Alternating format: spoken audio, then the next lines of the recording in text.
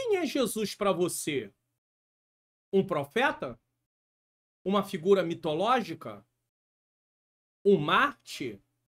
É sobre isso que iremos estudar hoje no nosso programa EBD Comentado Online, edição Jovens.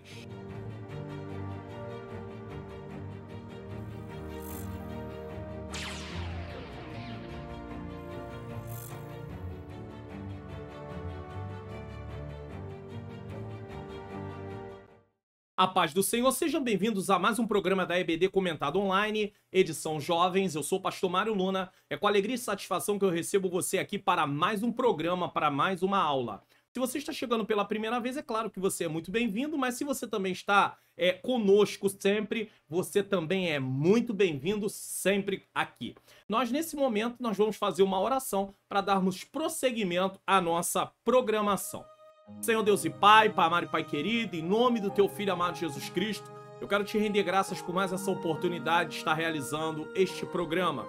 Senhor, eu preciso que o Senhor ilumine a minha mente, para que eu ensine as verdades de acordo com o que está na Tua Palavra.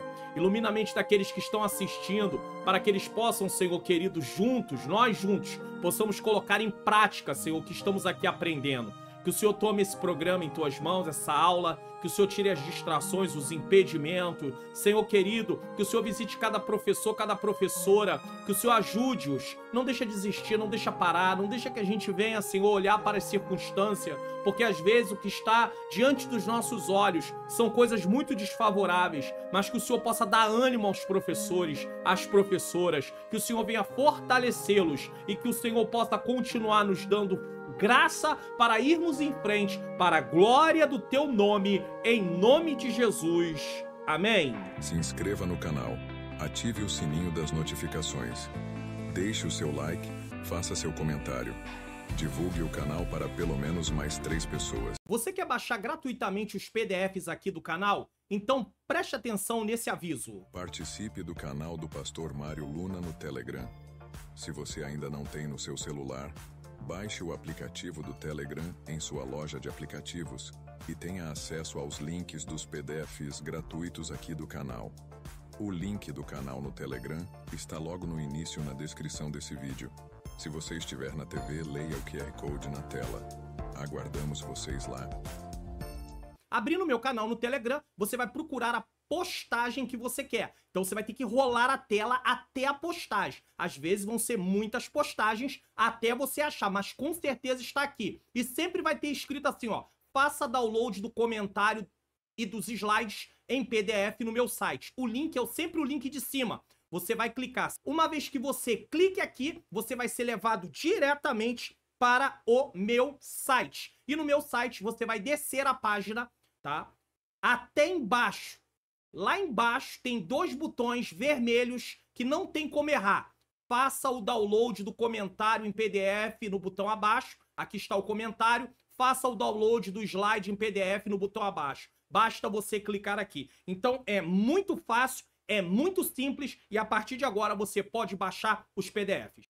Então tá aí para você como baixar os PDFs gratuitos aqui do canal. E eu também lembro a você, se inscreva no canal, ative o sininho das notificações, deixe o seu like, faça o seu comentário de que lugar do Brasil você está assistindo ou fora do Brasil, o que você achou dessa aula, dessa lição. E também não deixe de compartilhar. Tem um botãozinho aqui, ó, compartilhar, você pode clicar nele, mandar para o grupo do WhatsApp, para o seu status do WhatsApp, para o stories do Instagram, para o seu Facebook ou para qualquer outra rede social. Você pode divulgar esse canal mandando esta aula, essa lição, para que outras vidas sejam alcançadas para a glória do nome santo do Senhor Jesus Cristo. Bom, nesse momento nós vamos dar aí prosseguimento à nossa lição. A lição de hoje é a lição de número 10, que será ministrada no dia 9 de junho de 2024, essa lição vai estar sendo liberada no dia 18 de maio, é uma antecedência, assim, muito grande, tá bom?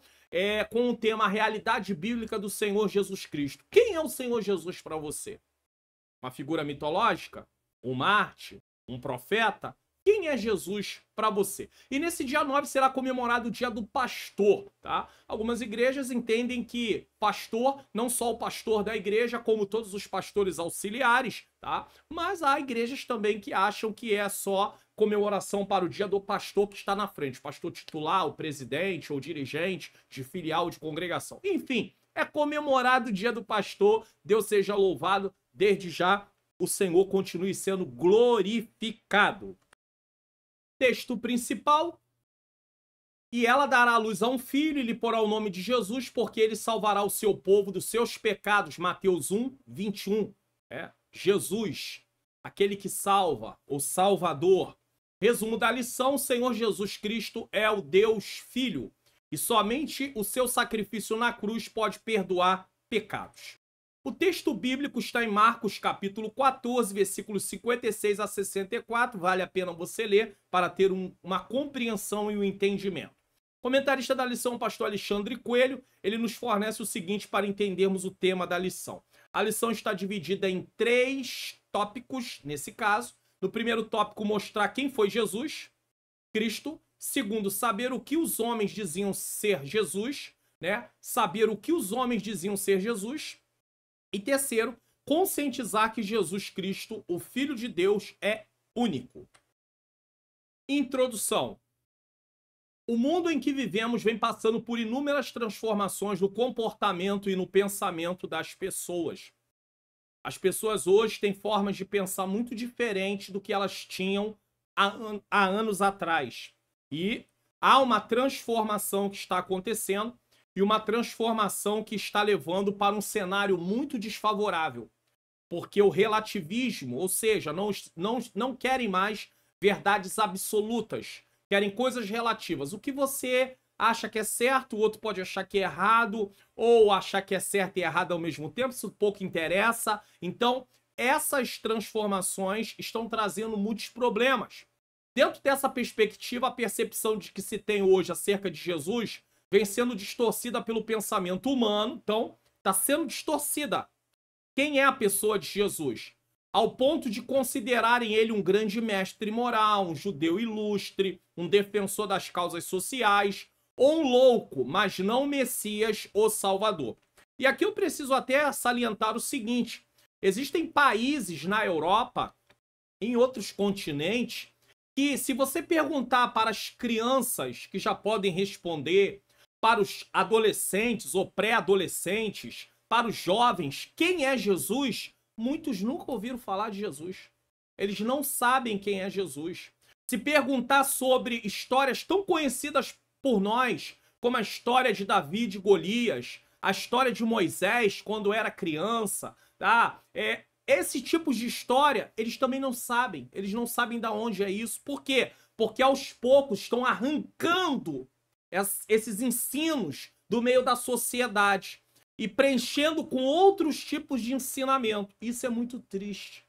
Então imagine nós perdermos quem é Jesus. Não sabemos mais quem é Jesus. E nós precisamos entender, de fato, quem é Jesus. É por isso que o tema da lição é a realidade bíblica do Senhor Jesus Cristo. Não é a realidade das pessoas, é a realidade da Bíblia. O que a Bíblia tem a dizer sobre Jesus, ou melhor, o que a Bíblia diz sobre Jesus. Contudo, o que a Bíblia afirma a respeito de Jesus e o que isso afeta a nossa vida. É isso. É o que vamos estudar nessa lição. Tópico 1. Quem foi Jesus? Aqui nós vamos falar sobre 3 pontos. Ele estava com Deus, vinda anunciada pelas profecias do Antigo Testamento, e nascido de mulher.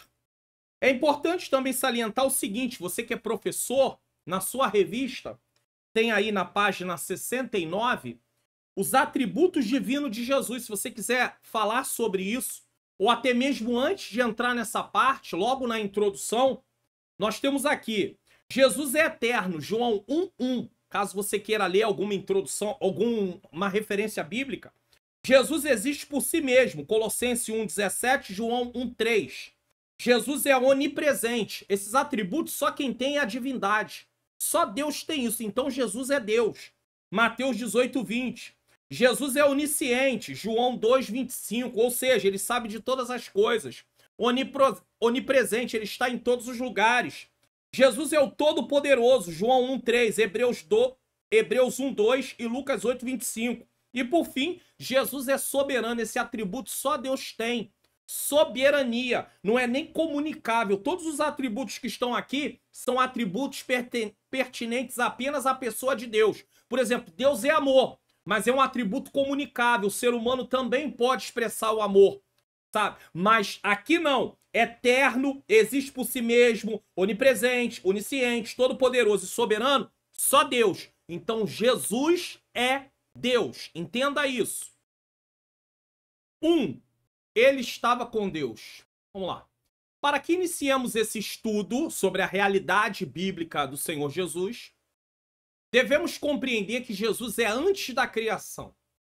Jesus não foi criado na criação. Ele é antes da criação.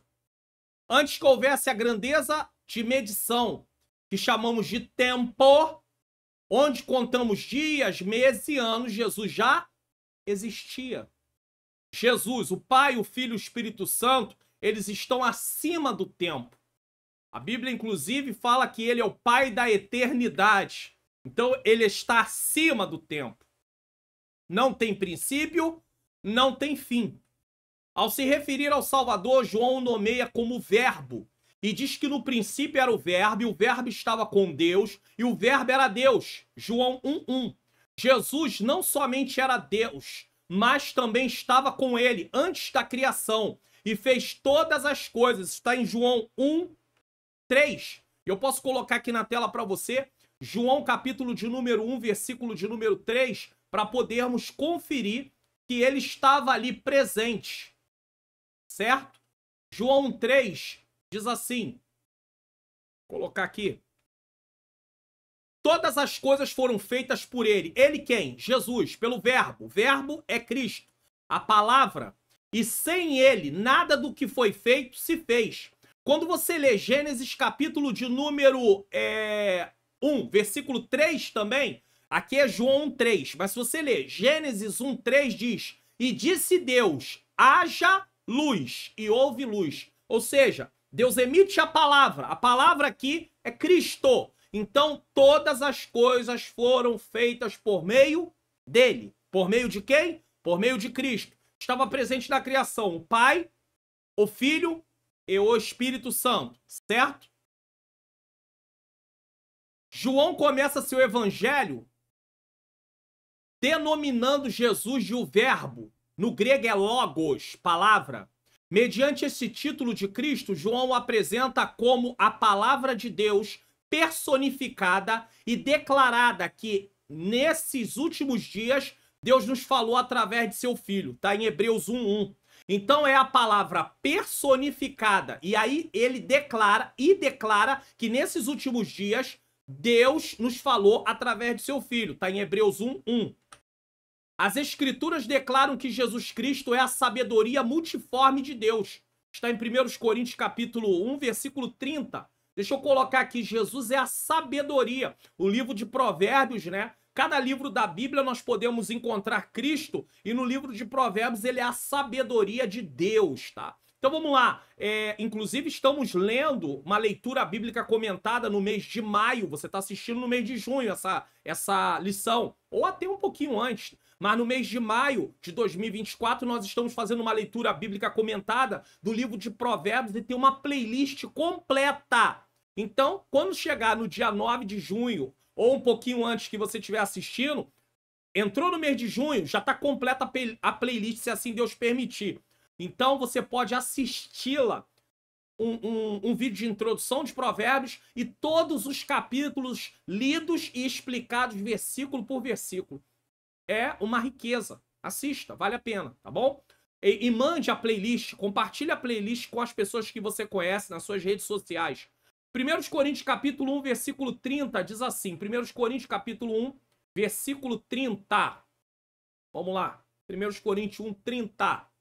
Diz o seguinte, mas vós sois dele e em Jesus Cristo, o qual para nós foi feito por Deus, que? Sabedoria, e justiça, e santificação e redenção. Então Jesus é a sabedoria de Deus. E a perfeita revelação da natureza e da pessoa de Deus. Jesus é a perfeita revelação. nós jamais conheceríamos Deus se não fosse por meio de Cristo, tá?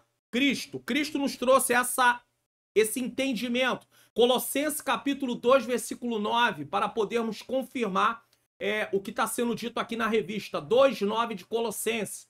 Deixa eu colocar aqui para você. 2:9 de Colossenses. Porque nele habita corporalmente toda a plenitude da divindade.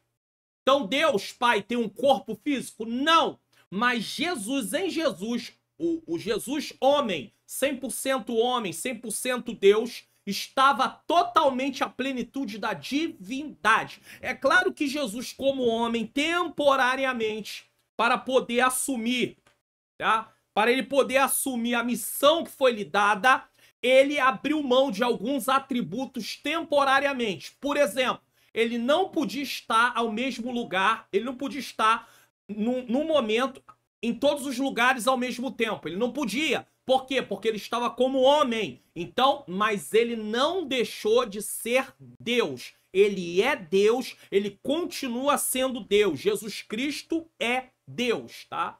Assim como as palavras de um homem revelam o seu coração e mente, assim também Cristo, como verbo, revela o coração e a mente de Deus. Deus Pai, Deus Filho, Deus Espírito Santo. 2. Vinda anunciada por profecias. Para que ninguém tivesse dúvida acerca da vinda do Messias, profetas hebreus receberam revelações de Deus sobre a vinda do Cordeiro de Deus que tira o pecado do mundo. 1 João, capítulo 1, versículo 29. Desculpe. Essa expressão tem base na prática do Antigo Testamento de uma pessoa que havia cometido o pecado de trazer um animal puro para substituí-lo em um sacrifício em que, por meio do sangue derramado, o pecado seria encoberto. Então, como é que funcionava? Deus estabeleceu uma lei, regras no Antigo Testamento. Quando alguém cometesse um pecado que não era para a morte, no Antigo Testamento, tá? Pecado para a morte. Havia pecados que era punido diretamente com a morte. Era pena de morte, não tinha jeito. Mas se não fosse um pecado para a morte, ele traria um animal, certo? Sem defeito. E esse animal seria imolado, ou seja, sacrificado, e o sangue derramado, e ao derramar o sangue, o pecado, ali haveria uma expiação no sentido do pecado ser coberto ali, coberto. Então não dá para, Deus não está mais olhando para aquilo que o pecador fez. Só que na verdade, quando é dito, eis aí o Cordeiro de Deus que tira o pecado do mundo, aquele animal que morria no Antigo Testamento estava apontando para o que Cristo faria na cruz do Calvário.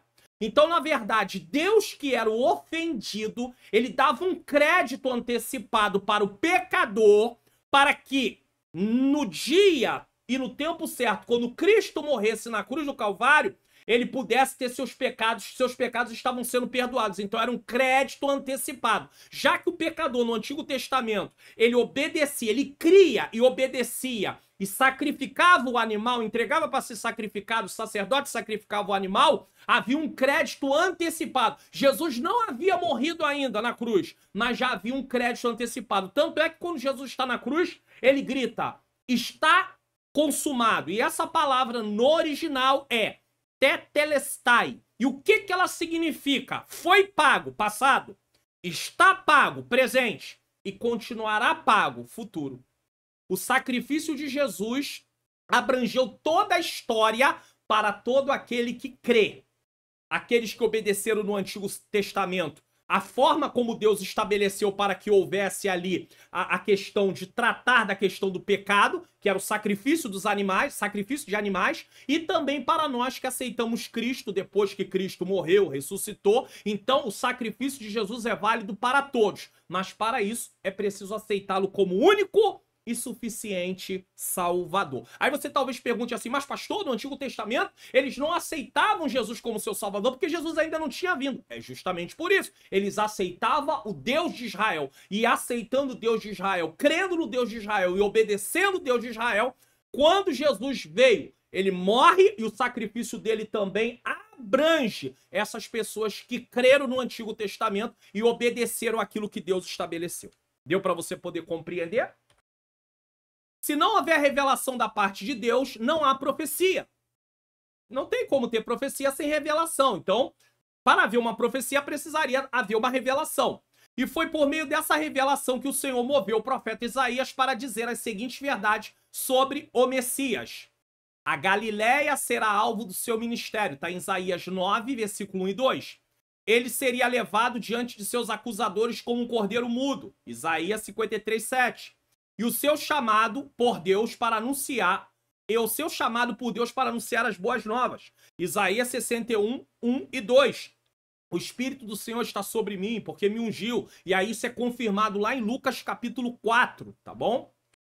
Os salmos também falam do sofrimento e do triunfo do Messias. Salmo 22, do 1 ao 31, é chamado de salmo messiânico por causa disso. De seus pés e mãos perfurados. Salmo 22, 16. E de suas roupas sendo divididas por sorte. Salmo 22, versículo 18. Tudo isso está no Salmo 22. Aí nós temos no Antigo Testamento, não está na lição, mas é por isso que eu boto até comentário da lição, vários profetas, além de Isaías e no livro de Salmos, profetizaram sobre a vinda do Messias. Moisés disse que um profeta seria levantado, está em Deuteronômio 18, 15. Jeremias 23, 5 e 6 fala também de Deus levantar o Messias. E Zacarias 9, 9 também fala disso. É só você ler, se você quiser colocar para os alunos também lerem, para você confirmar que não foi só Isaías que falou, não foi só no livro de Salmos que foi falado, mas Moisés fala, Jeremias fala, Zacarias fala, Miqueias fala, então todos eles falam sobre a vinda de Jesus. Esses textos refletem as profecias messiânicas contidas no Antigo Testamento e apontam para a vinda de um Salvador prometido por Deus. E aí é estranho, porque quando Jesus se apresenta no cenário, os judeus que estudavam a palavra, a lei de Deus, o Antigo Testamento, que era dividido, né, ali, né, a lei, né, os profetas, né, e eles deixaram passar desapercebido.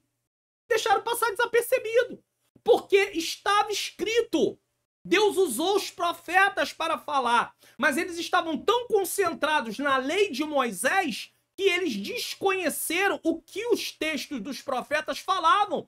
Isaías fala que eles seriam um homem sofredor, um homem de dores. Então eles não podiam esperar um Messias, um rei, ungido, que a palavra Messias é ungido, eles não podiam esperar ele para governar naquele momento, um homem de pompa. Eles deviam entender que Jesus viria como um homem de sofrimento, um homem que passaria, né, experimentado em dores, mas eles não levam isso em consideração, e por causa disso, muitos no tempo de Jesus o rejeitaram. E quantos hoje rejeitam a Jesus? Porque acham que Jesus não é uma pessoa significante. Foi apenas um mito. Ah, isso aí é uma invenção. Ah, não, ele foi um judeu. Ah, ele foi um homem que deu lição de moral. Não, Jesus é o Salvador. Jesus é o Rei dos Reis, o Senhor dos Senhores. No momento ele intercede, mas ele virá como juiz para julgar. Nós temos que levar isso em consideração. 3. Nascido de mulher. Então nós vimos no primeiro ponto, ele estava com Deus. Foi provado, mostrei as referências bíblicas, a revista mostra isso, a lição. 2, vinda anunciada pelos profetas. Deus manda Jesus, mas anuncia antes que ele vai vir. E agora, cumprimento de profecia. Nascido de mulher. E aí nós podemos ver que há um cumprimento aqui também do próprio Deus falando sobre o que aconteceria quando ele sentencia o homem e a mulher. Versículo de número 15. Ele falando para a mulher, olha o que o Senhor Deus fala. E porém, Gênesis 3,15. E porém inimizade entre ti e a mulher, entre a tua semente e a sua semente. Essa te ferirá a cabeça, e tu lhe ferirá o calcanhar. Aqui está sendo dito o que aconteceria. Viria o Messias, tá? Ele seria ferido na cruz. Foi ferido por causa das nossas transgressões, mas ele esmaga a cabeça da serpente, no sentido de vencer o maligno, vencer o diabo. Jesus na cruz do Calvário, ele tem várias vitórias. Ele realiza várias vitórias ao mesmo tempo. Jesus vence na cruz do Calvário. Ele vence o pecado, ele vence o diabo, ele vence a morte. Tudo isso ele vence. Jesus é o nosso campeão de gigantes. Quando você vai pregar sobre Davi e Golias, você fala que Davi venceu Golias. Mas aí você, na hora da aplicação, você pode falar o seguinte, preste atenção nisso. Ei, eu quero apresentar para você, Davi venceu Golias, mas eu quero apresentar, para botar Cristo na mensagem, porque a mensagem tem que ser cristocêntrica. Eu quero apresentar o campeão dos gigantes, de gigantes. Sabe quem é? Jesus. Ele venceu o pecado, ele venceu a morte, ele venceu o diabo, ele venceu tudo. Ele é o nosso campeão, ele é o nosso vencedor. Então, nascido de mulher. O apóstolo Paulo, escrevendo aos Gálatas, disse que Deus enviou seu filho, nascido de mulher, nascido sobre a lei, para remir os que estavam debaixo da lei. Gálatas 4, 4 e 5. É claro, nós não estamos tratando aqui da área da salvação, mas estamos falando que Jesus nasceu de mulher. Ele veio para trazer salvação. O assunto aqui não é uma lição específica falando de salvação, está falando de Jesus. Se nós fôssemos conceituar essa lição na teologia, ela está dentro da matéria chamada cristologia, certo? Salvação é soteriologia, mas aqui estamos falando de cristologia, falando sobre a doutrina de Cristo. É claro, um resumo pequeno. No século II da nossa era, uma heresia foi levantada por um homem chamado Manes, que dizia que Jesus não era humano, e sim um espírito que parecia ter um corpo. Começou a ser divulgado aí essa heresia. Isso era uma heresia. Isso não tinha base, não tem base bíblica sobre isso, de maneira nenhuma. Inclusive, para ajudar os professores, na revista, na página 73 tem aí o subsídio 2, falando de Jesus. Virando a página 74, tem um parágrafo aí, uma parte que vai falar assim: a primeira heresia cristológica, o docetismo. Então, isso que nós acabamos de falar aqui, sobre no século II da nossa era, uma heresia foi levantada por um homem chamado Manes, que dizia que Jesus não era humano e sim um espírito que parecia ter um corpo, é justamente isso aqui, docetismo, certo? De parecer ou ter aparência.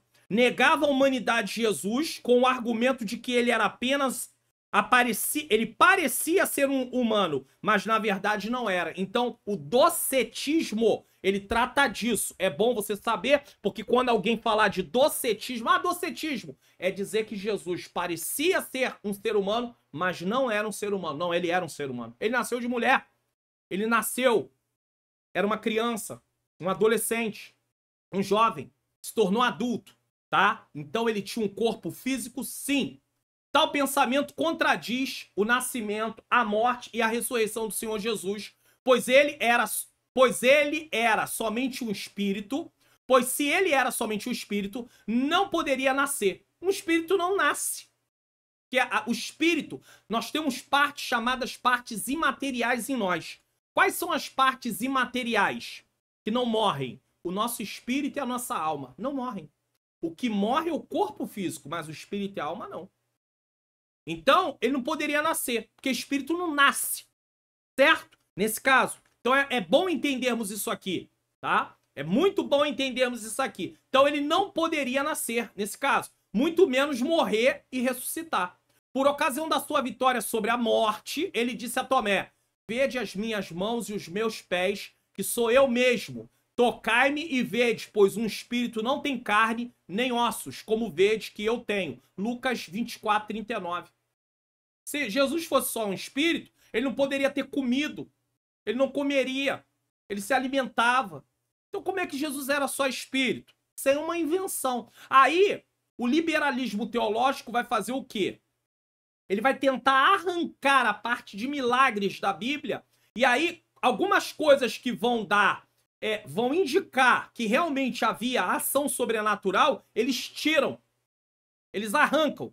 E eles vão dizer: não, essa parte aqui foi inventada, isso aqui foi aumentado, para poder tentar driblar o que a Bíblia diz. A fala de Jesus tem o objetivo de mostrar que ele foi plenamente homem e não um espírito. Jesus é o que a Bíblia diz que ele é, não o que dizem que ele é.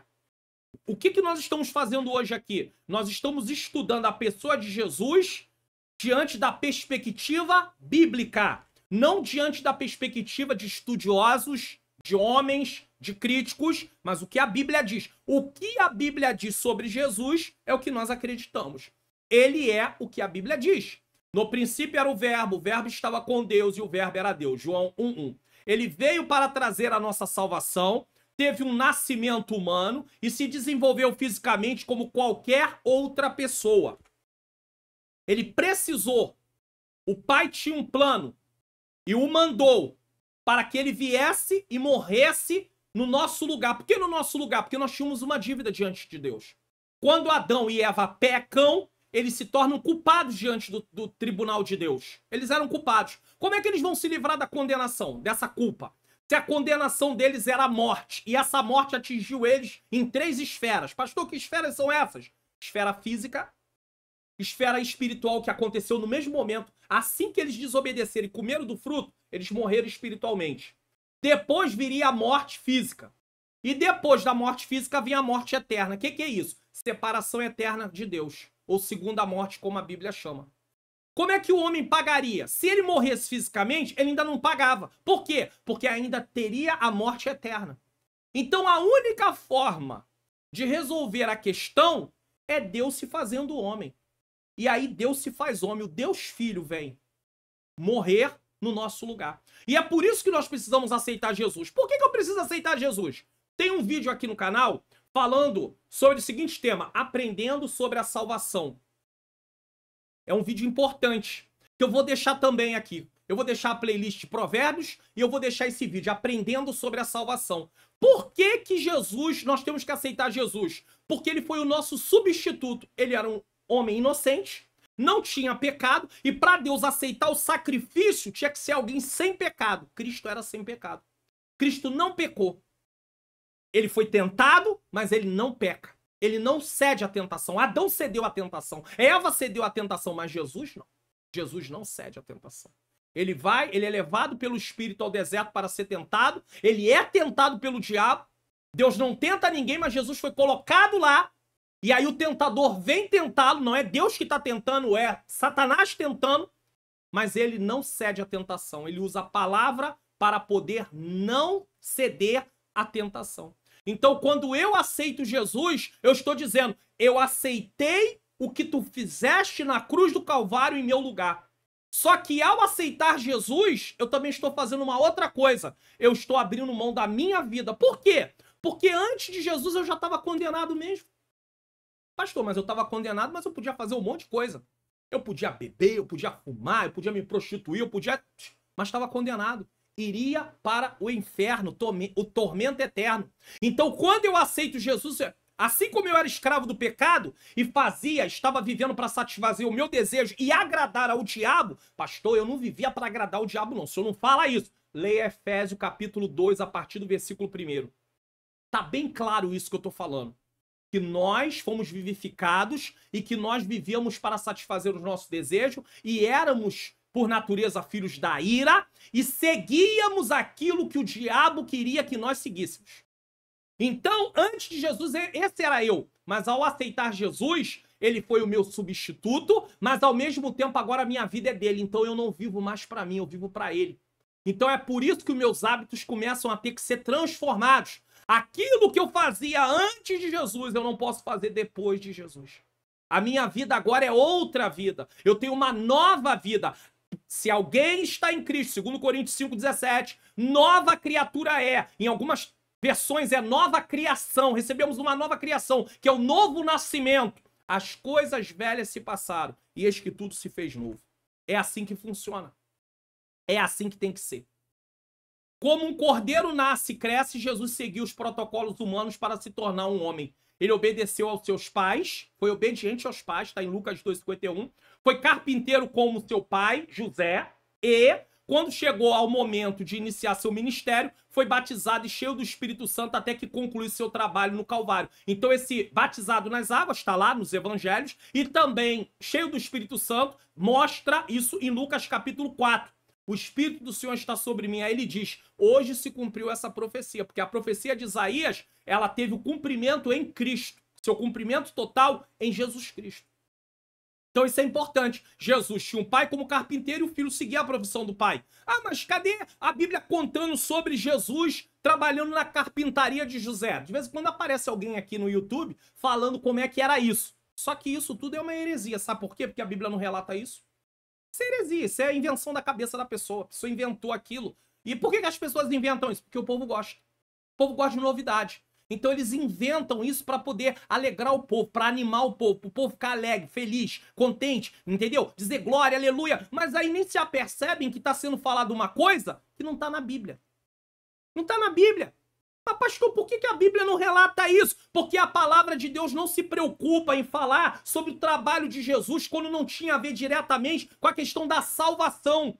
Ela vai se ater à parte da salvação. Ou você acha que tudo que a Bíblia relata, no tempo que ela relata, no Antigo Testamento, tinha muitas outras histórias, muitos outros acontecimentos, muitos outros feitos de Davi, de Moisés, de Sansão, de Salomão, que não foram registrados. Foi registrado aquilo que era importante dentro do plano da salvação. É isso. A Bíblia não tem ali a intenção de registrar todos os acontecimentos, de todos os personagens. Também não de Cristo. Fala do seu nascimento, fala ali os 12 anos no meio dos doutores, mas depois não fala mais. Então, por exemplo, quer ver? Vou dar um exemplo clássico aqui que dá um nó na cabeça de muitos de nós. A Bíblia diz que Caim mata Abel. E aí ele sai fugitivo, Deus coloca uma marca, não diz qual é a marca, tá? Muito bem. Aí diz, e Caim se casou. Se casou com quem? A Bíblia diz que só tinha Abel e Caim, Caim e Abel. Se casou com quem? Mas é porque ali é um silêncio que não está narrando os outros filhos de Adão e Eva que nasceram nesse intervalo. Caim, Abel e depois teve outros filhos. Mas não narra isso, não fala sobre isso. Filhas, melhor dizendo. Não teve, não narra sobre isso. Por quê? Porque a intenção não é descrever detalhadamente cada coisa. Então nós temos que ter muito cuidado com isso. Aí tem gente que inventa como foi, como deixou de ser, que é isso, que é aquilo. Cuidado com essas coisas.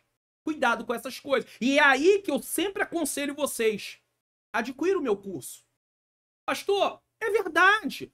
Curso online, como facilitar meu estudo da Bíblia. Por quê? Porque você vai aprender as etapas do estudo bíblico. Você vai aprender métodos de estudo bíblico, método biográfico. A vida de um personagem. Método temático, um tema. Método doutrinário, uma doutrina. Método analítico. Vou fazer a análise mais detalhada do texto, como eu faço às vezes aqui no Entendes Tu Que Lês, que é um programa onde eu estou lendo ali provérbios, leitura bíblica comentada. Eu tento mostrar um pouco mais a fundo o significado, mas o analítico vai bem além daquilo, certo? Então esse curso vai te ajudar. Para quê? Para que você possa aprender como entender a palavra de Deus. Você precisa de iluminação? Precisa. Mas precisa também seguir os passos, porque a Bíblia é um livro. Então você depende disso também. Então invista. Você abre mão de 2 lanches aí, você já consegue fazer esse investimento. O link tá na descrição. Para quê? Para que quando chegar alguém com essas histórias, você possa dizer assim: esse texto não significa isso, esse texto não tá falando disso. Esse curso não é um curso de interpretação bíblica, mas ele te dá noção. Uma noção básica de interpretação. Ele não é um curso a fundo de interpretação, mas ele te dá uma base de interpretação. E é importante você saber disso. É muito importante. Foi carpinteiro, iniciar o seu ministério, foi batizado, cheio do Espírito Santo, até concluir seu trabalho no Calvário. Tópico 2. Quem dizem os homens que sou eu? Aqui nós vamos falar de 4 pontos. Ele vai falar de 4 nesse e de 2 no outro. Quem dizem que sou eu? Primeiro ponto. Jesus era louco? Jesus era mentiroso? Jesus era Deus? São perguntas que vamos ter que responder durante este tópico. 1. Quem dizem que eu sou? Então vamos lá. Quem dizem que eu sou? Essa pergunta feita pelo próprio Jesus aos seus discípulos ainda é válida para os nossos dias. Muito se tem debatido sobre a identidade de Cristo, pois ela mostra quem ele realmente é, tanto para os cristãos como para aqueles que não creem nele. Que o grande problema é você pegar a Bíblia e fazer uma análise crítica da Bíblia sem a fé. Quando eu leio a Bíblia sem fé, eu vou querer entender tudo na lógica humana. E é impossível entender milagre na lógica humana. Ou você crê ou você crê. Não tem como entender milagre na lógica humana. Como assim? Deus abriu um mar. Como é que um mar pode ser aberto? Aí alguns dizem, não, porque foi um vento. Deus usou, o vento usou. Mas foi uma ação sobrenatural de Deus. Ah, porque foi um vento, mas o vento, quando vem, ele não tem condição de abrir o mar para as pessoas passarem a seco. Aí alguém diz, não, mas eles passaram com água na canela. Tá, passaram com água na canela, tá. Então o mar só tinha água na canela naquele ponto. Muito bem. Existem alguns lugares que tem lagoas, que a gente chama de lagoas, mas que são lagoas de água salgada também, aqui na região dos lagos, no Rio de Janeiro. Tem alguns lugares assim que você pode andar e você não vai ficar fundo o lugar durante um bom percurso, tá bom. Mas como é que os homens se afogaram de Faraó com água na canela? Me explica isso. Então o mar não tinha água na canela em toda sua extensão. Isso é óbvio. Isso é óbvio. Mas eles inventam essas coisas. Aí alguém diz, ah, não era água na canela. Não é água na canela. Então eles querem arrancar o sobrenatural da Bíblia. Certo? Isso é interessante falar. Muito se tem debatido sobre a identidade de Cristo, pois ela mostra quem ele realmente é. E tanto os cristãos tanto quanto para aqueles que não creem nele. Para os cristãos e para aqueles que não creem nele. No século XX, um ex-ateu irlandês, professor de literatura de Oxford, Cambridge, chamado Clive Lewis, tá? O sobrenome dele é Clive Lewis, tá? Proferindo uma série de palestras pelo rádio aos seus conterrâneos por ocasião da Segunda Grande Guerra, desafiou seus ouvintes a pensar acerca de Jesus e de suas declarações. Então, por ocasião da Segunda Guerra Mundial, desafiou seus ouvintes a pensarem acerca de Jesus e suas declarações. Aí olha o que ele propõe. Após ler os evangelhos com uma análise crítica, não com fé. Por isso que nós pedimos, Senhor, às vezes as pessoas não entendem. Quando eu começo o programa, eu falo assim, Senhor, ilumina a minha mente. A iluminação, ela tem a ver com você, o Espírito Santo, contribuir para você compreender, certo? Mas você também tem que usar a parte, levando em consideração que a Bíblia é um livro. Você precisa se ater às regras gramaticais, ainda que você conheça muito pouco, mas você tem que se ater. Porque, por exemplo, se você ler uma frase e não considerar pontuação, ponto, vírgula, ponto de exclamação, o que acontece? Você se perde. Nós estamos fazendo uma leitura bíblica comentada de Provérbios. Provérbios usa muito contraste ou comparação. Então, como maçãs de prata em salvas de ouro, assim é. Esse assim é, né? Então é uma comparação. Assim é a palavra dita ao seu tempo. Se você não entender que o assim é uma comparação, você fala, mas o que tem a ver maçã de prata em salva de ouro com palavra dita ao seu tempo? Mas o assim é te aponta o que tem a ver. É uma comparação, é algo que precioso, importante, algo que vai trazer um bom efeito.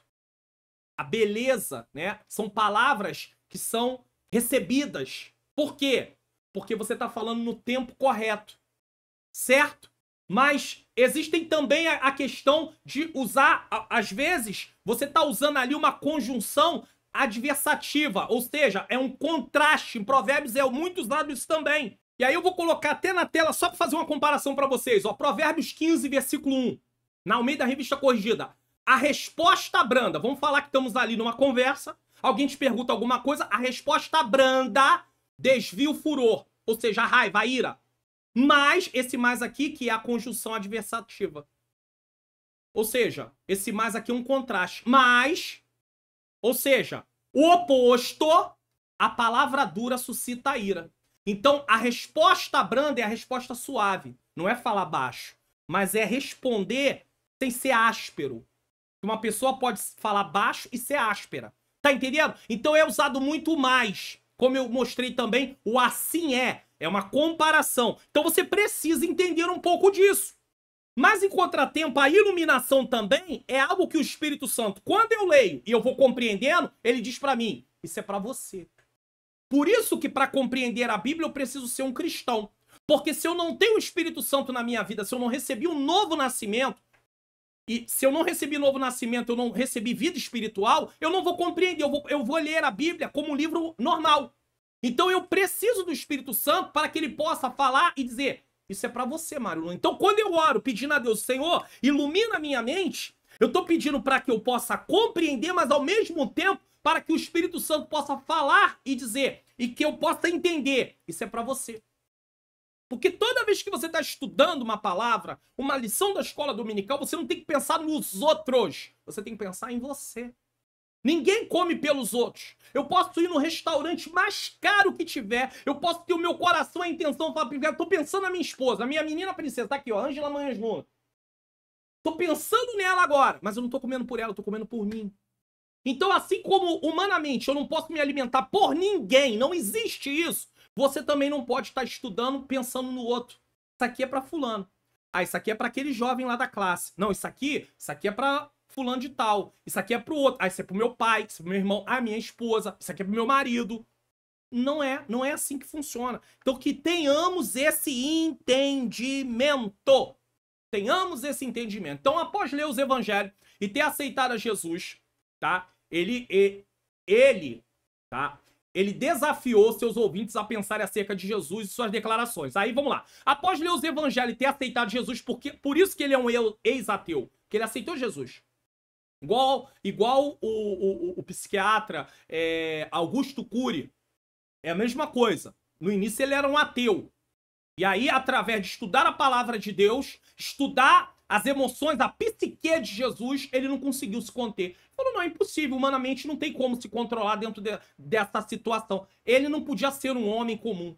E ele chegou à conclusão que Jesus era o Filho de Deus. Ele conta isso, tá? Após ler os evangelhos e ter aceitado a Jesus, Lewis deu 3 opções aos seus ouvintes, como base no que Jesus disse e fez nos evangelhos. Jesus poderia ser um louco, um mentiroso, ou ele estava falando a verdade de que era realmente Deus. O que você acha? Ele era louco? Ele era mentiroso? Ou realmente ele era Deus? E é Deus. E aí tá aqui, veremos à luz da palavra essas opções. Aí eu tenho que voltar à tela. Esse Clive Lewis é o C.S. Lewis que você tanto conhece. Você já ouviu falar do C.S. Lewis? Extremamente conhecido. Tem muitos livros publicados. Então, ele colocou essa questão aqui. Ou ele é louco, ou é mentiroso, ou realmente ele é Deus. Vamos lá? 2. Jesus era louco. Para nós é até uma ofensa fazer uma análise assim. Mas naquele tempo era preciso avaliar, porque os críticos precisavam avaliar de uma forma lógica. Então, ele propõe isso depois que ele aceita Jesus. Jesus era louco? Aí eles tinham que analisar. Vamos analisar? Essa foi a primeira possibilidade levantada acerca do mestre. A de que ele não era uma pessoa normal, em seu juízo perfeito. Uma pessoa que não é normal, eu vim do céu. Eu não sou daqui. Eu sou filho de Deus. Eu tenho um reino. Meu reino não é daqui. Então, tá maluco, é louco. Humanamente falando, alguém vai dizer, é louco, mas pela fé, é filho de Deus, tá? Ele seria um desequilibrado. Alguém que acreditava ser uma pessoa, mas era outra. Tem várias pessoas que sofrem distúrbios da mente e eles acreditam que são quem não são. Tem pessoas que, inclusive, acreditam que ele é um rei. Agora me fez lembrar uma coisa aqui muito interessante. Antes da pandemia, no ano de 2020, nós começamos, eu e minha esposa, a observar aqui no Rio de Janeiro, eu não vou falar localidade, mas no Rio de Janeiro, uma pessoa, um morador de rua. E uma vez, nós estávamos indo ao shopping, me veio essa lembrança aqui. Nós estávamos indo ao shopping, e aí eu tive a oportunidade de conversar com ele um pouquinho. Na volta, nós trouxemos algo para ele, e ele tinha um monte de restrição, e aí você vai entender. E aí na volta eu conversei um pouquinho com ele, e ele acreditava que ele era uma pessoa da alta patente, do exército e que estava num treinamento e que foi colocado na rua para um teste de sobrevivência. Meus irmãos, ele conta aquilo com uma verdade, como uma verdade que você olha para ele e fala assim, meu Deus, ele tá com algum desequilíbrio. Ele acreditava que o comandante dele o havia botado na rua para ele passar por um treinamento de sobrevivência. E aí, nesse treinamento, ele recebeu algumas instruções. Por exemplo, ele não bebia nada que estivesse aberto, tinha que vir fechado, lacrado. E eu me lembro que nós levamos alguma coisa para ele beber, e nesse caso, como não estava lacrado mesmo, porque esses fast foods, às vezes dá o lanche completo, aí vem, né, aquele copo de refrigerante tudo, não aceitou.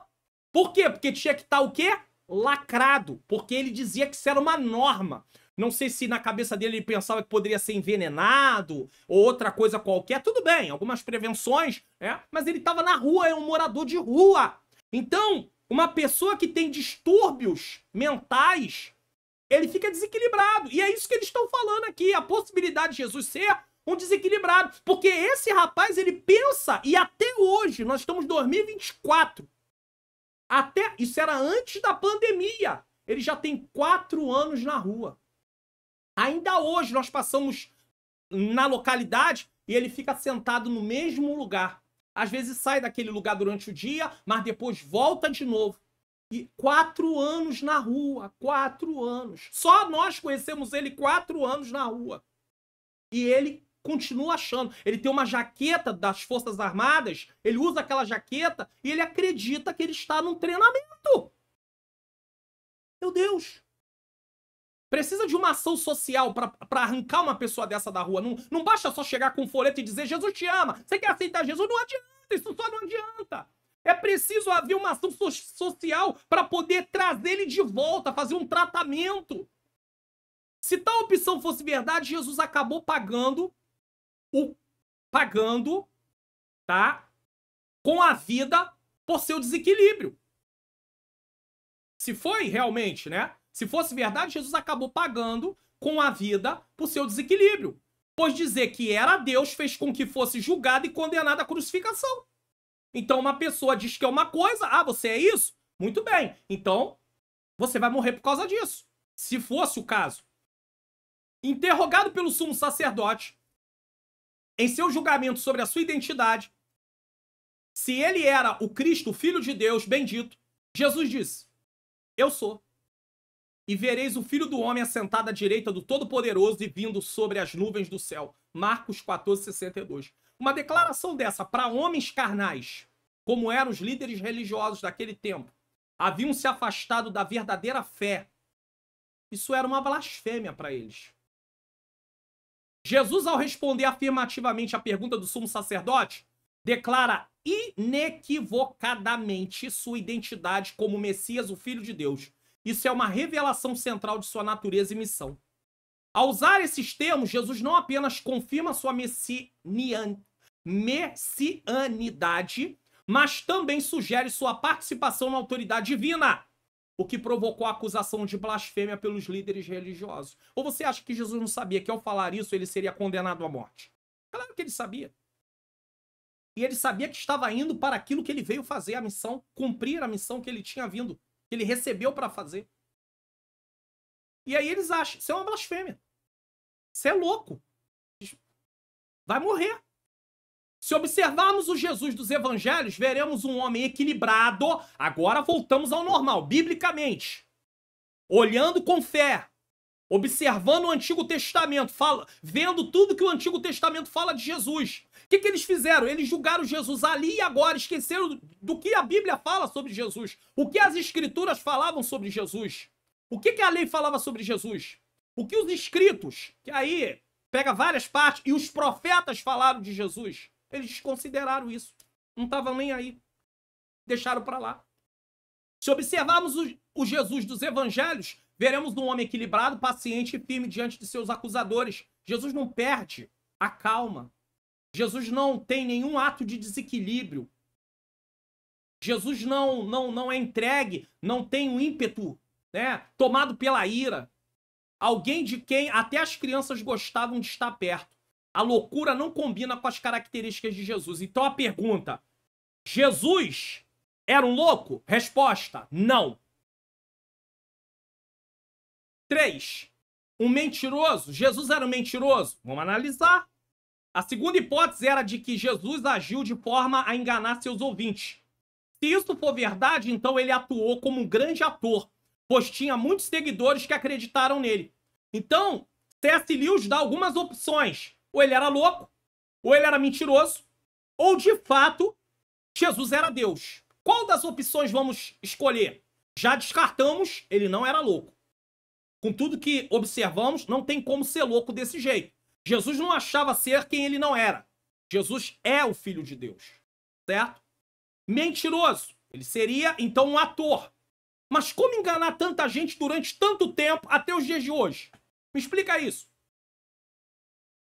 Quantas coisas nós aprendemos aí e vemos e acabamos se dilui porque era uma mentira e se esquece. Não se fala mais nessas pessoas. Fica esquecido pelo meio do caminho. Até pessoas que foram aí no mundo, famosas, falavam-se muito delas na época. Hoje quase não se falam. Pessoas que até não cometeram nada de errado, a nosso ver. Eu digo assim, a nível assim, não estavam numa vida errada, nada disso.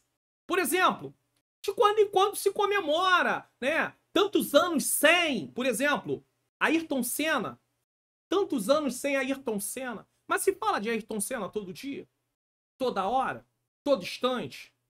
Se fala de Jesus sempre. O nome de Jesus é falado, lembrado. Eu não estou falando de alguém que passou 10 anos, 15 anos, 20 anos, 30 anos, 50 anos, 100 anos.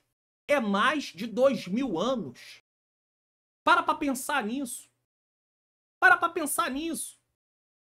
E aí você fala assim, acaba caindo no esquecimento se não for lembrado. Esses dias eu vinha com a esposa, porque aí vai lembrando de alguns acontecimentos do passado e isso não tinha nada a ver comigo, eu já era cristão, já, graças a Deus.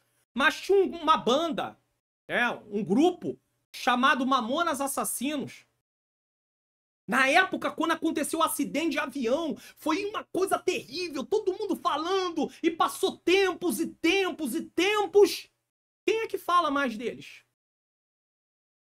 E eles não eram, eu não tô enquadrando eles aqui como mentirosos não, tá? Eu só tô mostrando que mesmo pessoas que não tiveram uma história de mentira, acaba-se não se falando mais quase.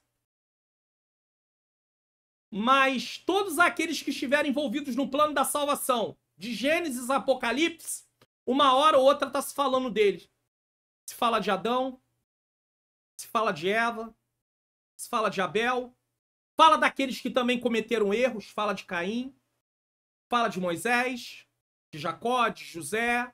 Vai falando de vários personagens, de Paulo, de Pedro, de Tiago, de João. Certo, vai se falando. Mas qual é o nome que não se deixa de falar nunca? Jesus. Jesus.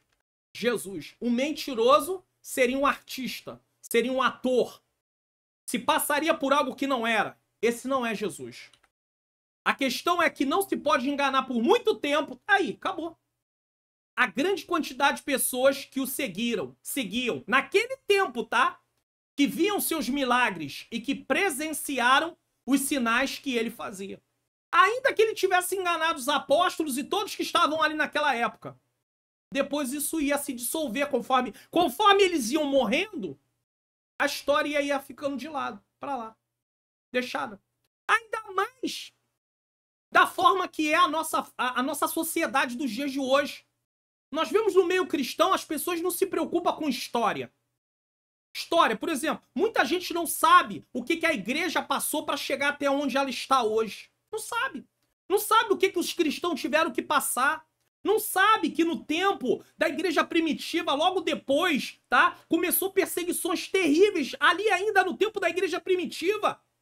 E veio se aprofundando mais e piorando mais, ao ponto de Nero pegar os cristãos, amarrarem postes, passar uma solução inflamável e tacar fogo, sabe para quê? Para iluminar a cidade. Tochas humanas. Eles viraram espetáculo. Quem estuda, quem já leu livros da história da igreja sabe do que eu estou falando. Mas são pouquíssimos cristãos. No meio de 100, talvez não tenha nem 10 que saibam disso de uma forma mais aprofundada. Por quê? Porque não ligam para a história. Então você acha que no meio de um povo de Deus, que não liga sequer para ler a Bíblia direito, que é uma verdade, isso é uma verdade, isso é comprovado, com estatística. Um povo que às vezes lê a Bíblia no domingo, um versículo, e ainda tem lideranças que dizem assim, irmão, pelo menos no domingo abra a Bíblia para lá. Pelo menos no domingo. Isso é uma vergonha. Eu, como um pastor, abrir minha boca para falar que pelo menos no domingo você deve abrir a Bíblia, eu estou cometendo uma coisa terrível. Porque o meu dever é incentivar você a ler a Bíblia na segunda, na terça, na quarta, na quinta, na sexta, no sábado e no domingo. Antes tem o seu prazer na lei do Senhor e na sua lei medita dia e noite, continuamente. Então você acha que se um povo que não está muito interessado em ler a Bíblia, tem aqueles que leem, mas tem muitos que não leem. Um povo que não está nem aí para a história do seu próprio povo, da igreja. Os judeus se preocupavam com a sua própria história. Nós não se preocupamos com a história da igreja. Você acha que essa história de Jesus chegaria aos nossos dias? É óbvio que não. Se não fosse Deus operando na história. Deus operando na história. Se fosse uma coisa humana, já teria acabado há muito tempo. Muito tempo. Se Jesus levasse uma vida de mentiras, logo seria descoberto. Mas ele abominava a mentira e confrontava aqueles que a praticavam. Provérbios 12, 19 diz, o lábio de verdade ficará para sempre, mas a língua mentirosa dura só um momento. Toda mentira um dia é descoberta. E dependendo do tipo de mentira, isso traz um problema enorme. Você acha realmente? Jesus ficaria no meio do caminho esquecido. É mais um. Só mais um. Pega pessoas que viveram no tempo de Jesus. Quem fala delas? Fora da Bíblia. No dia a dia. Ninguém fala. Às vezes lá, num estudo, um historiador. Mas no dia a dia, não fala. Histórias antigas, contadas, relatadas na Bíblia, são muito pouco faladas. Histórias da época da Bíblia. Ou antes da Bíblia. Antes do tempo, porque a Bíblia traz a história lá do início. Então não vou nem falar antes da Bíblia, mas durante o período. Quem é que fica falando isso direto? A gente fala de Adão, nós falamos de Eva, fala de Moisés o tempo todo. Quem que fica contando a história de pessoas que viveram no tempo de Moisés? Fora da Bíblia, fora da Bíblia. Não fica. Então nós estamos voltados ao que a Bíblia diz. Por quê? Porque o próprio Deus sustenta a sua palavra. Ele acusou os religiosos do seu tempo de serem mentirosos e de se acharem filhos de Deus, mesmo com aquele comportamento. João 8,44. Aí Jesus diz, vocês são filhos do diabo. Mas é Jesus falando. Por quê? Porque vocês cometem mentira, vocês são mentirosos. Agora imagina um crente mentiroso e achando que é filho de Deus. Como é que eu vou ser filho de Deus se eu vivo na prática da mentira? Jesus disse que eles eram filho do diabo. Foi Jesus quem disse. Vocês têm como pai o diabo. Que vocês se parecem com ele. Porque ele que é mentiroso. Deus não é mentiroso. Vocês são filhos do diabo. Foi isso que Jesus disse para eles. E Jesus não estava falando isso para o membro de igreja, não. Jesus estava falando para os líderes da sua época. E aí eles ficavam com muita raiva de Jesus. Muita. Mas ainda não tinha chegado o seu tempo. Jesus sabia quem ele era. E essa é uma pergunta que eu não posso deixar de fazer. Você sabe quem você é? Você vive de acordo com quem você é mesmo? Eu vivo de acordo com quem eu sou. Eu sou um filho de Deus, um pecador arrependido. Eu sou um cidadão do reino dos céus. Eu vivo de acordo com os meus direitos e deveres de cidadão do reino de Deus? Será? Pensem nisso. Jesus sabia quem ele era, e para que seus ouvintes não tivessem dúvida sobre a sua identidade, ele disse que era o caminho, a verdade e a vida. João 14,6. Olha o que diz. Disse-lhe, vamos ler o 5. Disse-lhe Tomé, Senhor, nós não sabemos para onde vais. Como podemos saber o caminho? Disse Jesus, eu sou o caminho, a verdade e a vida. Ninguém vem ao Pai. Então ele está ali, ele e o Pai, unidos no sentido, não é unicismo, Nós não somos unicistas. O que é unicista? É acreditar que Jesus, o Filho e o Pai é a mesma pessoa. Não, ele diz que somos unidade. Mas ele não diz que era a mesma pessoa. Porque se fosse a mesma pessoa, como é que no batismo Jesus está se batizando, o Espírito vem descendo em forma de pomba e há uma voz do céu que diz: esse é meu filho amado em quem me comprazo. É o quê? Efeitos especiais? Ou é uma piada, né? Mas tem gente que defende que o Pai e o Filho é a mesma pessoa. Não. Um Deus, uma essência, 3 pessoas. Não adianta. Ah, pastor, eu não acredito nisso. Tudo bem. Não adianta vir pro comentário querer debater sobre isso, porque eu não sou o tipo de pessoa que vou ficar debatendo sobre o que é óbvio. Ainda mais lendo Provérbios. Provérbios diz que o insensato e o tolo não é ensinável. O ingênuo, sim. O simples. Simples não de simplicidade. Aquele que é ingênuo, que é incauto. Ele pode ser ensinado, mas tem gente que não quer ser ensinado. O insensato, o escarnecedor, o zombador, ele não é ensinável. Então a gente não tem como ficar perdendo tempo tentando ensinar alguém que não quer aprender. Então a gente encerra o assunto. Provérbios diz para fazer isso. Encerra o assunto. A resposta de Jesus mostra que o destino não é um lugar físico. Eu sou o caminho, a verdade e a vida. Olha aqui. Mas uma pessoa, o Pai. Porque ele diz, ninguém vem ao Pai senão por mim. Ou seja, comunhão com o Pai. Não somos mais filhos da ira. Certo? O Pai. E que o caminho para este destino é outra pessoa. Quem é o caminho? Jesus. Jesus é o caminho para o Pai. Jesus é a verdade ou a realidade de todas as promessas de Deus feitas no Antigo Testamento que se cumprem em Jesus. E Jesus é a vida, à medida que ele une a sua vida divina com a nossa. Quanto mais você tiver comunhão com Cristo, mais você vai desfrutar dessa vida. Você sabia? É por isso que no passado o Senhor usava tantas vidas. Porque eles estavam mais unidos com o Pai, com o Filho e com o Espírito Santo. Nós estamos um pouco longe de Deus. Não sei o quanto. Mas eu vou pro templo, pastor. Mas eu oro, mas eu jejuo. Mas a nossa vida não está alinhada ou se alinhando como deveria estar. Senão Deus estaria se manifestando mais através de nós. O que Deus tem feito através de nós é muito pouco para o que ele pode fazer. E a falha não está em Deus, não. A falha está em nós. Perdoe-me, mas eu preciso dizer isso. Está em mim. Sou eu que preciso me alinhar mais. Certo? Porque aqui está dito, ó. À medida que ele une a sua vida com a nossa, tanto agora como na eternidade, nós recebemos mais essa vida. Jesus é o caminho que conduz à verdade e à vida. 4. Jesus era Deus? Então, primeira pergunta. Era um mentiroso? Não. Não era. Primeira pergunta. Era louco? Não, não era. Segunda pergunta. Era mentiroso? Não, não era. Já provamos. Então, Jesus era Deus? Vamos responder essa última pergunta. Porque ele colocou 3 possibilidades. Ou Jesus era louco, ou Jesus era mentiroso.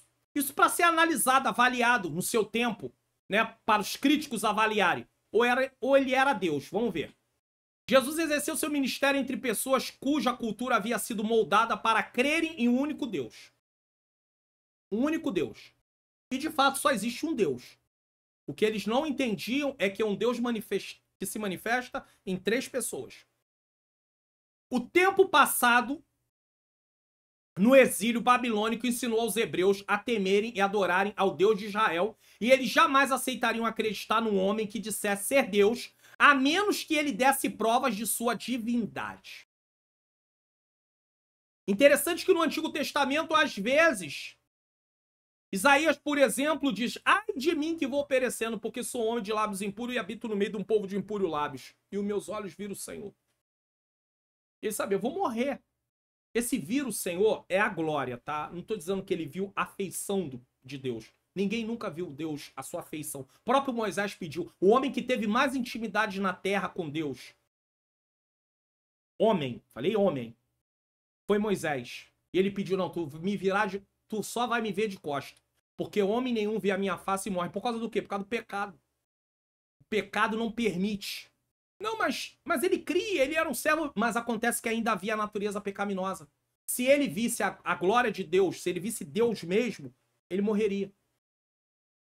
Então, os judeus foram para o cativeiro, um dos motivos era esse, idolatria. Adoravam vários deuses, os deuses das nações. E hoje, qual é um dos problemas que nós temos? Nós adoramos vários deuses. Aí você fala assim, não, pastor, na minha casa não tem imagem, não. Não. Idolatria não é só de imagem. Às vezes você pode idolatrar tua mãe, teu pai, teu irmão, teu trabalho, tua esposa, seu dinheiro. Você pode idolatrar várias coisas. O serviço que você faz na obra de Deus. Sabia disso? Tem gente que idolatra o serviço que faz na obra de Deus. A posição que tem no ministério. Tira a posição do ministério dele para você ver se a vida dele não acaba. Ele briga, ele vai... Enfim, ele vai fazer um... É melhor nem falar. É só tirar. Por quê? Porque aquilo se tornou um Deus para ele. Aquilo tornou tudo. Por isso que as pessoas às vezes lutam por posição. E muitas vezes lutam por posição de formas terríveis.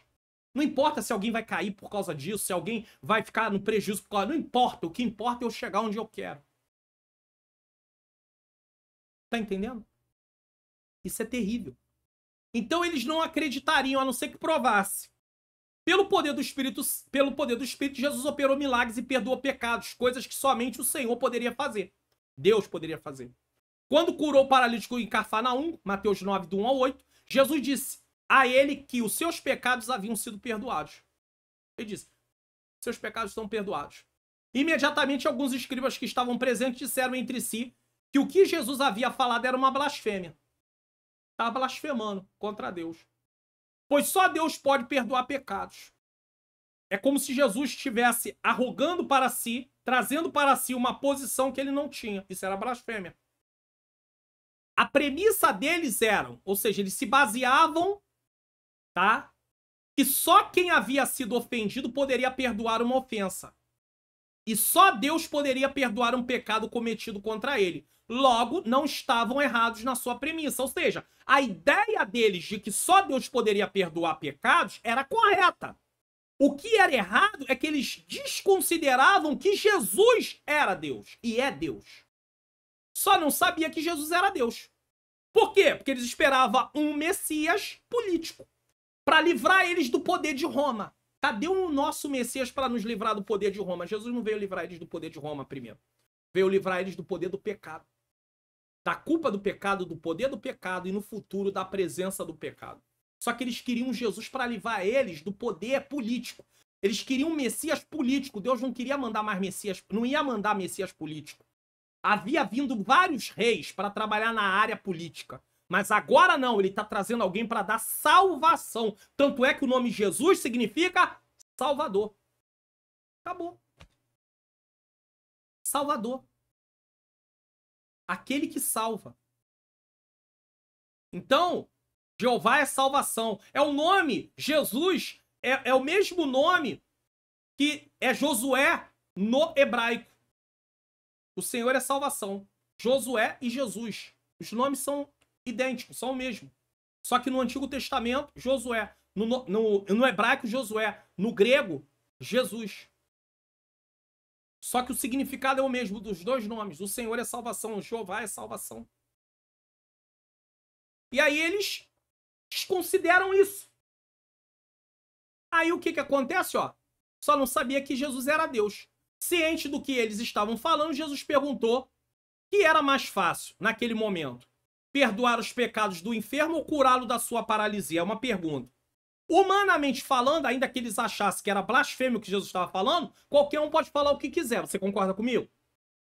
Se quiser, assim.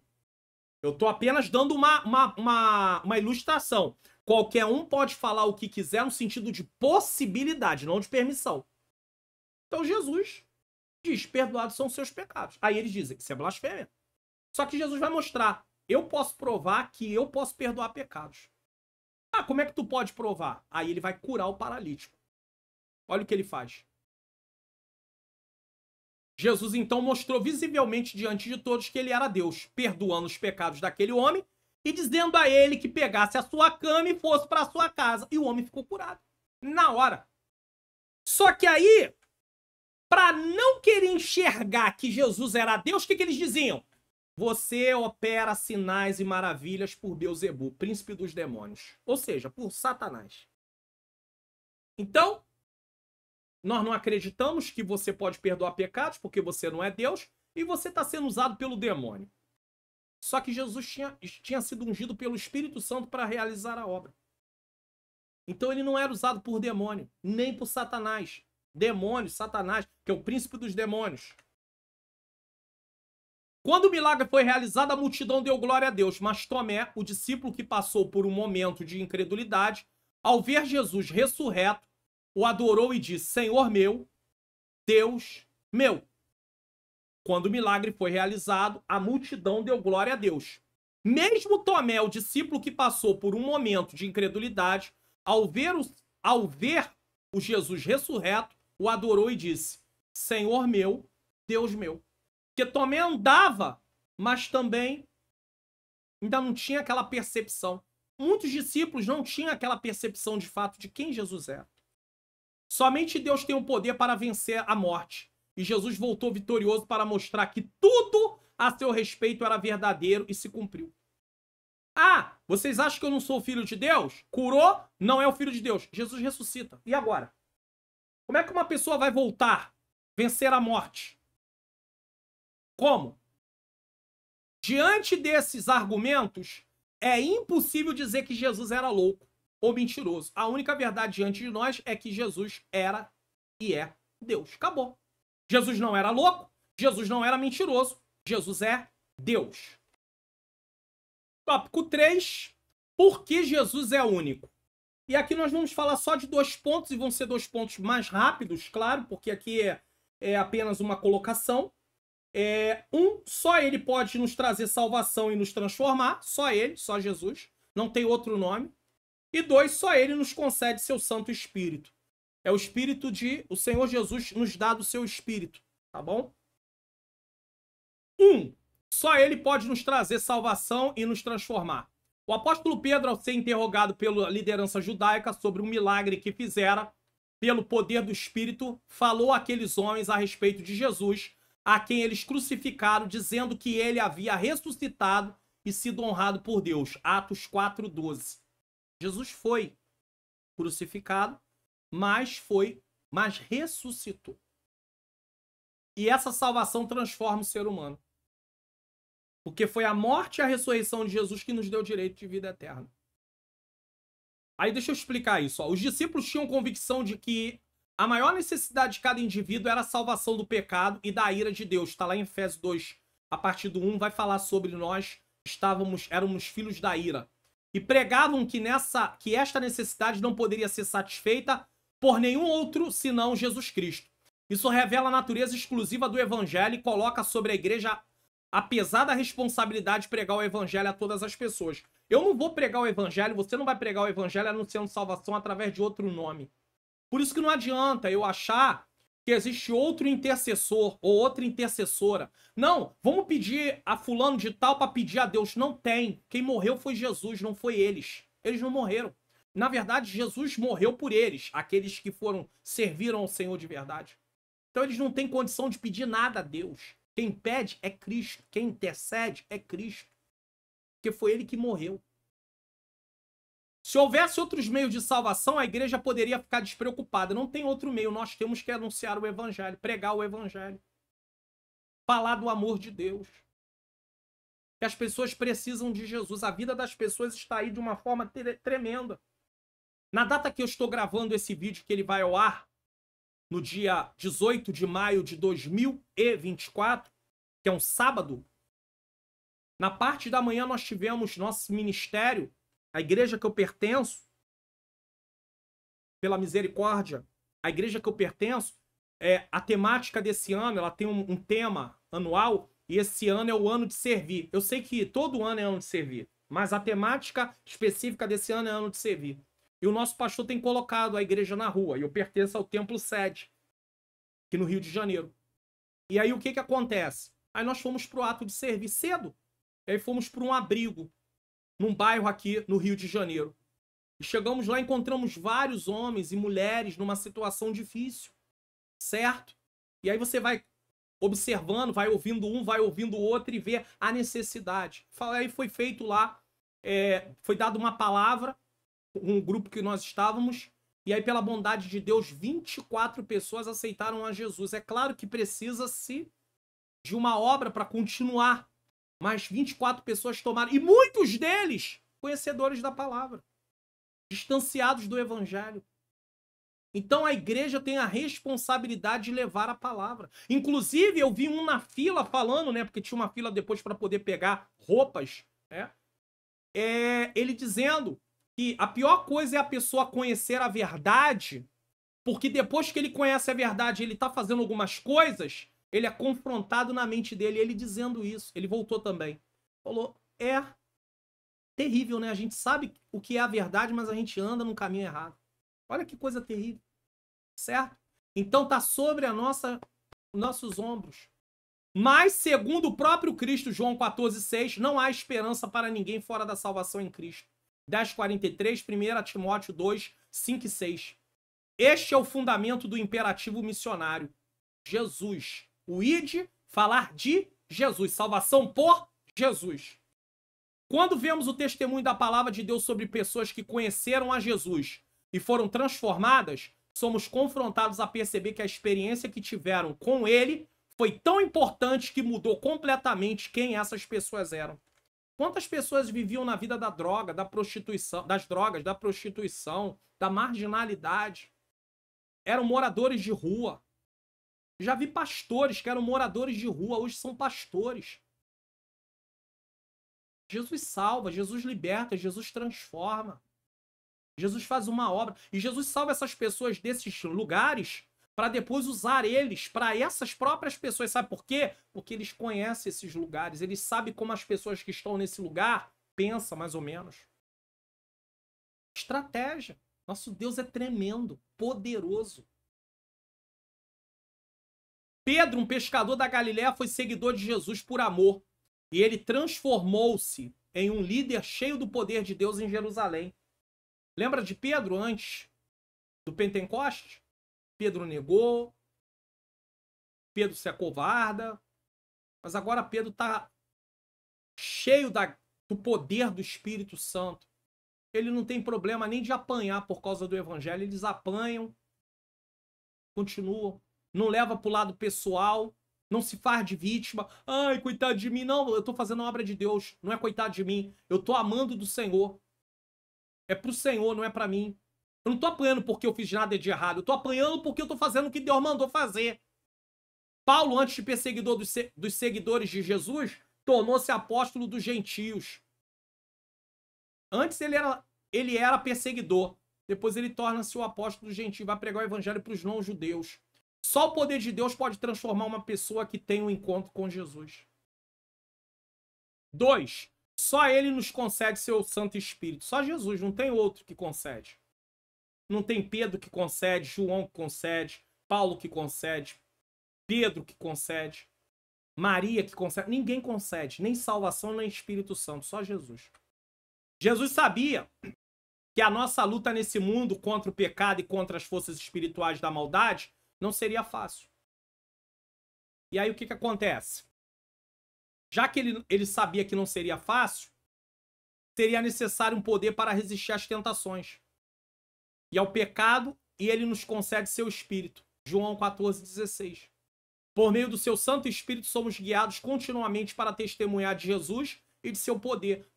Atos 1,8. E recebereis poder e ser-me-eis testemunha tanto em Jerusalém como na Judéia, Samaria e até os confins da terra. Aqui nós estamos falando de batismo com o Espírito Santo, não do Espírito Santo morando para poder, como prova que pertencemos a Deus. Todo cristão recebe o Espírito Santo, no sentido de morar, habitação, todo. Agora, revestimento de poder para cumprir a missão, aí é batismo com o Espírito Santo. Se você ainda não recebeu, continue buscando. Você não é pior do que ninguém. Não fique se achando, eu sou pior. Não, não. Continue buscando. E vai pedindo a Deus para alinhar a sua vida com Ele, para que não haja nenhum impedimento no seu coração. E no tempo certo, esse batismo vai chegar, eu creio, tá? Em nome de Jesus. Conclusão. Falei que o tópico era menor, né? Esse tópico levou bem menos tempo, sem nenhum problema. Era só para fazer uma leitura e mostrar para vocês que só ele pode trazer salvação, não tem outro nome a não ser Jesus, e só ele pode nos conceder o Espírito Santo. Chegou a hora de aplicarmos em nossa vida tudo que aprendemos nessa lição. A aplicação é colocar em prática. Essa prática é para... Eu tô fazendo essa lembrança porque parece que a gente estuda pensando nos outros. Prepara a mensagem pensando nos outros. Não. É pro professor da EBD. Eu. Pastor, eu. Pregador, eu. Essa prática é pro professor da EBD, o ministério, os alunos e todos os cristãos de modo geral. Senão nós não vamos nos parecer com Jesus. Não se pode pensar no cristianismo sem Jesus. Sem que Jesus seja mencionado. Sem Jesus não tem cristianismo. É simples assim. Pois ele é a origem da fé cristã. E o nosso destino eterno repousa sobre o que cremos acerca de Jesus e de sua obra na cruz e de como agimos diante do que disse. Ou seja, como é que está a nossa vida? Eu aceitei Jesus, mas como é que está a minha vida? Pastor, mas eu sou salvo pelo que eu faço? Não, você é salvo pelo que Jesus fez. Mas a prova que você é um salvo é uma vida de acordo com aquilo que Deus estabeleceu. Aí você prova que é salvo para você mesmo, não para Deus, que Deus já sabe, tá? Por mais que isso pareça ser exclusivista, e é isso que traz muito problema, não, só aqui, só através de Jesus é salva. Não, pode ter salvação de outros lugares também. Só Jesus. Por mais que isso pareça ser exclusivista aos olhos de quem defende o politicamente correto, ou seja, vamos permitir que tenha salvação por outros lugares. Todo mundo tem direito de crer em algo que vai lhe trazer salvação. Direito é uma coisa no nível de possibilidade? Até tem. Só que a verdade da palavra é só Jesus traz salvação, tá? Jesus deixou claro que só ele é o caminho para se chegar a Deus. Só o cristianismo, mediante os evangelhos, apresenta o Messias enviado por Deus para reconciliar o homem com ele. Vamos conferir o que iremos estudar na próxima lição? A realidade bíblica da esperança.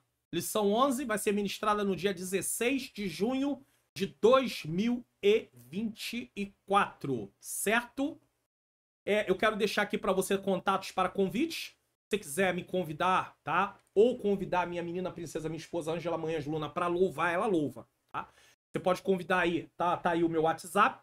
Pregações, escola bíblica dominical, tá? Para dar aí uma lição ou encerramento de trimestre. Escola bíblica para obreiros, estudo bíblico, palestras, seminários, conferências, congressos, enfim, aulas de teologia e treinamentos. Estamos aqui para ir aonde o Senhor nos enviar.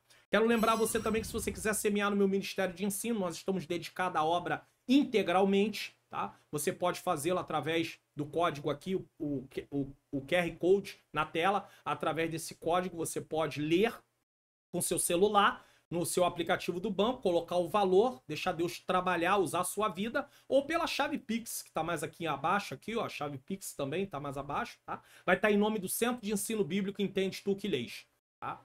Você verifica se está direitinho, é pessoa jurídica, você vai estar contribuindo com o meu ministério de ensino pela bondade de Deus, tá? Caso você queira e possa, deixe o Senhor usar você com generosidade. Lembrando a você mais uma vez do meu curso online Como Facilitar Meu Estudo da Bíblia. Não deixe de fazer. Vai ser bênção. Você vai ver quanta coisa você vai aprender e você vai falar, meu Deus, vai te ajudar muito. O link está na descrição para você.